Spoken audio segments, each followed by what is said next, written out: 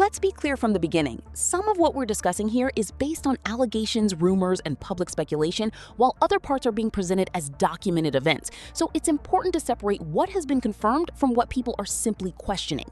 Now, Claressa Shields is facing a new wave of discussion, and this time people are focusing on something very specific from her earlier fights. Remember those rumors I mentioned before? Well, they've started getting louder, and people are now going back through old fight footage looking for patterns that they believe could raise questions about the situation. One of the moments being examined is Claressa's 2016 fight against Franch Cruz. According to the footage being discussed, immediately after the fight ended, Claressa appeared to remove her gloves. That moment by itself might not seem unusual, but people didn't stop there. They went back and looked at some of her other fights. Then came another bout in March 2017. Once again, after the fight was over, the gloves appeared to come off relatively quickly. Then we move forward to June 2017. Another fight, another ending, and again, people noticed what appeared to be the same sequence involving the gloves.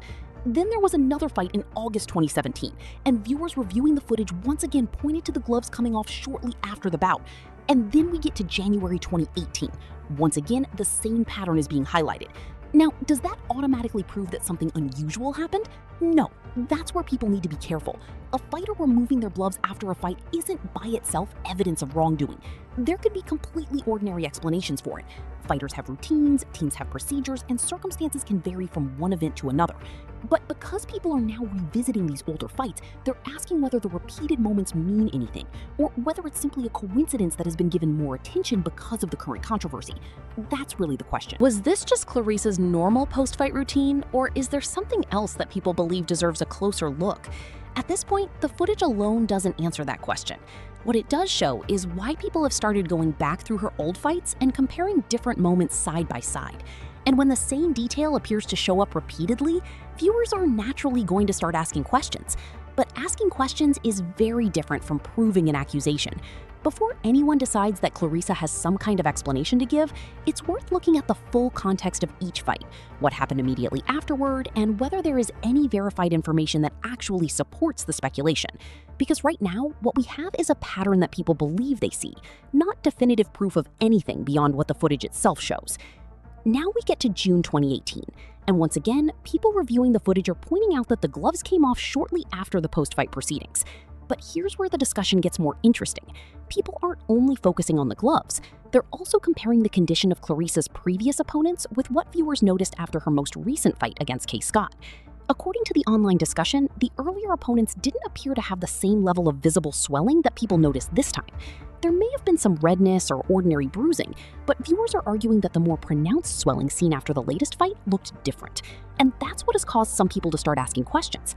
When you go back through the footage, you can see a recurring sequence that viewers keep highlighting. The fight ends, the fighters appear on stage, and the gloves are eventually removed.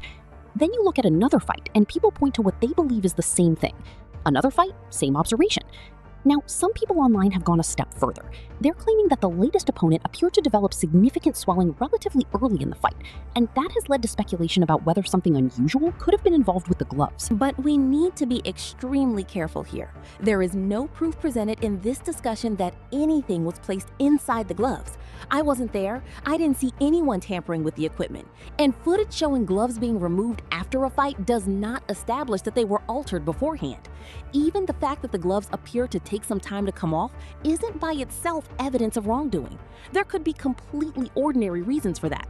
Still, that's the detail people are focusing on. They're asking why the same post-fight glove removal sequence keeps appearing in the footage and whether there was anything genuinely different about this particular fight. And then there's another part of the story that makes the speculation even louder: the pressure surrounding Claressa's knockout record. Before this fight, social media had already been heavily debating whether she was producing the kind of stoppages people expected from an elite fighter. Some critics argued that certain previous endings didn't qualify as convincing knockouts, particularly when a fighter went down because of the circumstances rather than being clearly stopped by a punch. So the criticism became pretty simple. People wanted to see a decisive stoppage. Then this latest fight happened and suddenly the conversation changed. Instead of only talking about the result, people started examining the opponent's visible swelling, the equipment, and the post-fight footage. That's where the current allegations come from. But again, speculation isn't the same thing as evidence. The fact that gloves were removed after multiple fights doesn't prove they were loaded. The fact that one opponent appeared to have significant swelling doesn't prove the gloves contained anything unusual. And the fact that people online are making comparisons doesn't establish that anything improper happened. If there are legitimate questions about the equipment, the appropriate way to address them would be through verified footage, official records, athletic commission procedures, or other reliable evidence. Until something like that emerges, the responsible conclusion is simply that people are asking questions based on what they believe they see, not that wrongdoing has been proven. So the real question isn't, were the gloves loaded? The real question is there any credible evidence that would actually support that allegation? Or are people connecting separate details because they already suspect something unusual happened? That's the part that still needs to be established. And now people are all over social media debating what happened because viewers noticed something they considered unusual. In several earlier fights, the gloves appeared to come off shortly after the bout. The pattern people keep pointing to is pretty straightforward. Preparation, gloves on, fight finished, gloves off. But according to the footage being discussed, this particular fight looked different. This time, Claressa kept her gloves on for much longer than viewers expected. She even appeared at the post-fight press conference still wearing them, which immediately caught people's attention. At one point, a young girl was helping her with water, and Claressa still didn't remove the gloves. Instead, the water had to be brought toward her while the oversized gloves remained on her hands. Meanwhile, other people at the press conference had already removed their gloves and were sitting comfortably. Claressa had left the stage, reached the table, and was still wearing hers. Naturally, viewers started asking why. Eventually, toward the end of the press conference, she finally removed the gloves. That's when another part of the discussion began. People online started focusing on visible swelling and marks, with some viewers describing what they saw as unusually pronounced bumps. But again, it's important not to jump from an observation to an accusation. Visible swelling after a boxing match can have many explanations, and footage alone doesn't establish that anything improper happened. Then came another important detail. According to Claressa's own explanation, she had injured one of her fingers before the fight. She reportedly said the injury had happened several days earlier and suggested that this was one reason she kept the gloves on for so long afterward. That explanation immediately became another topic of discussion online.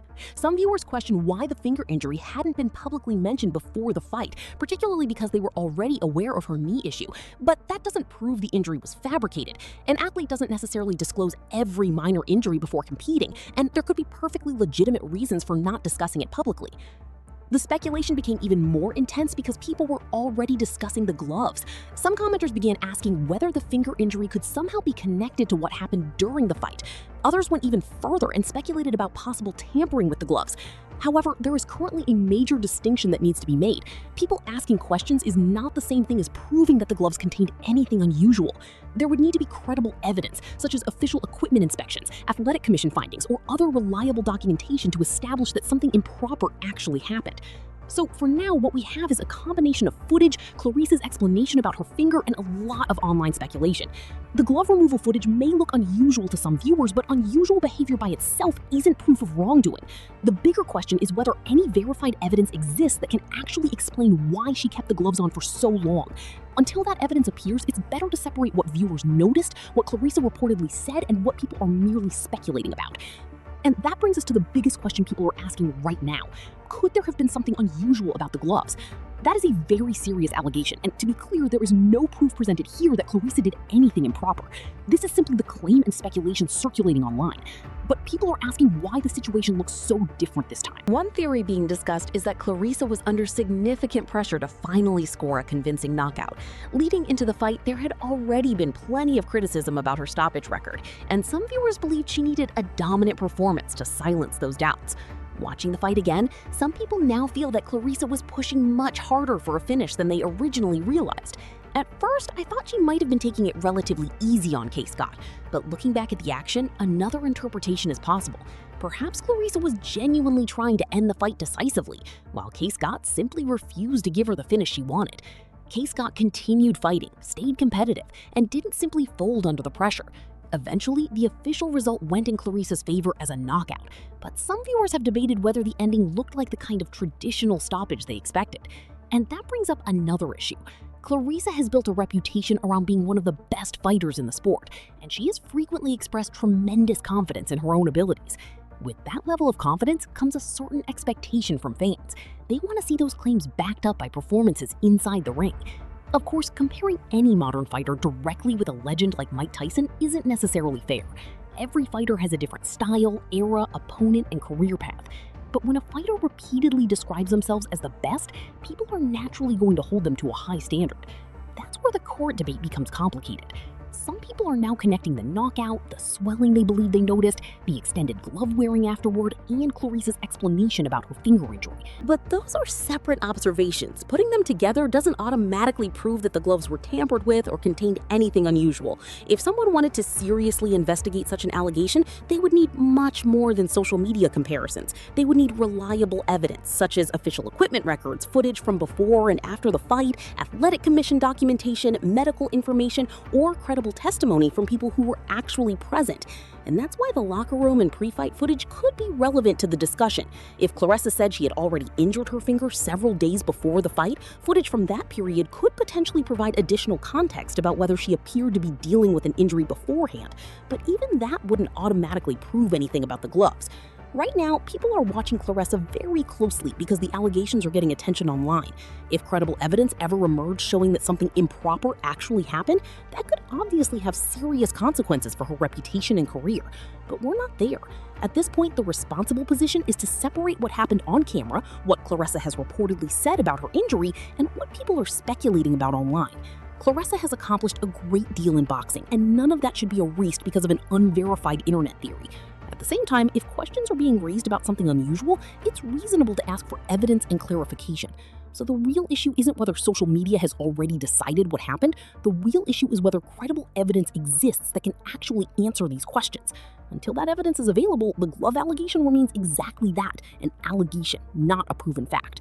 You should be able to step into the ring, give your best performance, and let the results speak for itself. Nobody wants serious cheating allegations hanging over their career, especially when there isn't verified evidence supporting those claims. What makes this situation even more interesting to some viewers is what happened immediately after the fight. Claressa was seen interacting with her opponent, smiling, laughing, bringing out her championship belts, congratulating her, and offering words of encouragement. On its own, that's simply a post-fight interaction between two athletes. But because of the allegations circulating online, some people are now looking back at that moment differently. If credible evidence ever proved that something improper had actually happened, the interaction would obviously be viewed through a completely different lens. And that's where the discussion becomes complicated. Some people are also comparing this situation with the controversy surrounding Remy and Papoose, arguing that Claressa has previously been accused of presenting a friendly public image while being involved in a much more complicated situation behind the scenes. However, it's important to separate those situations and not treat allegations as established facts. As for the current glove controversy, the biggest issue is that there still isn't verified evidence showing that anything was placed inside the gloves. The fact that Claressa kept them on for an extended period, combined with her later explanation about a finger injury, has led people online to ask questions. But questions alone don't establish wrongdoing. There are several possibilities that could explain what viewers saw, and only reliable evidence could determine which explanation is accurate. So rather than jumping to a conclusion, the better questions are, was there an ordinary reason she kept the gloves on for so long? Was the finger injury genuinely present before the fight?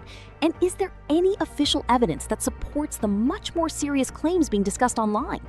Those are questions that can be investigated without automatically declaring someone guilty. At the end of the day, Claressa has built a major boxing career, and an unverified social media allegation shouldn't be treated as proof of cheating. If legitimate evidence eventually emerges, that's a different conversation entirely. Until then, people should distinguish between what was actually seen, what Claressa reportedly said, and what is simply being speculated about online. So what do you think? Was the extended glove wearing simply a coincidence or an understandable response to her reported finger injury? Or do you think there are unanswered questions that deserve more attention? Either way, the facts matter more than the rumors.